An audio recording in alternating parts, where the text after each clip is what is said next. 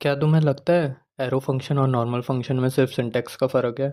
बिल्कुल गलत सोच रहे हो। दोनों अंदर से कम्प्लीटली अलग है और यही चीज़ इंटरव्यू में सबको ट्रिक करती है। पहले बात करते हैं नॉर्मल फंक्शन की, जो पुराना तरीका है। इसमें तुम लिखते हो फंक्शन कीवर्ड, फिर फंक्शन का नाम, फिर पैरामीटर, फिर कर्ली ब्रेसेस में कोड।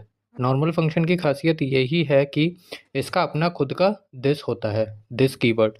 मतलब जिस ऑब्जेक्ट ने इस कॉल किया है, दिस उसी ऑब्जेक्ट को पॉइंट करेगा। इसके साथ एक और बात, नॉर्मल फंक्शन होस्टेड होता है। मतलब तुम फंक्शन डिक्लेयर करने से पहले भी यूज़ कर सकते हो, जावास्क्रिप्ट उसे ऊपर ले जाता है ऑटोमेटिकली।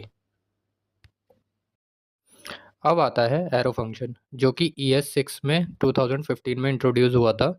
इसका सिंटेक्स काफ़ी छोटा और क्लीन होता है। फंक्शन कीवर्ड की जगह तुम लिखते हो कॉन्स्ट नाम इक्वल्स टू पैरामीटर्स एरो फिर कोड।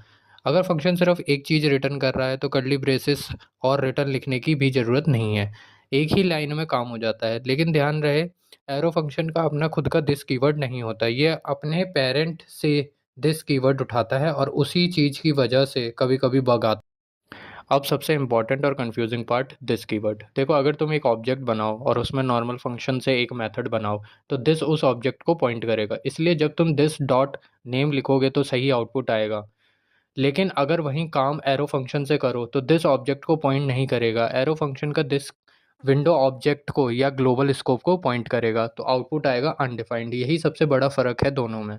ऑब्जेक्ट का मेथड्स में हमेशा नॉर्मल फंक्शन यूज़ करो, कॉलबैक्स और रिएक्ट हैंडलर्स में एरो फंक्शन परफेक्ट है।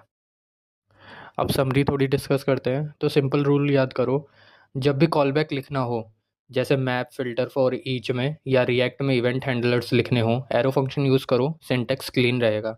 लेकिन जब ऑब्जेक्ट का मेथड बनाना हो या कंस्ट्रक्टर फंक्शन बनाना हो या दिस का सही कॉन्टेक्स्ट चाहिए हो, तो हमेशा नॉर्मल फंक्शन यूज़ करो। बस इतना याद रहा तो आज के बाद कभी कंफ्यूज नहीं होगे। ऐसा ही और जीएस कॉन्सेप्ट बिल्कुल सीधे पॉइंट पे चाहिए तो फॉलो करो फुल स्टैक यार को। मन स्टैक की पूरी सीरीज़ आने वाली है बहुत जल्द।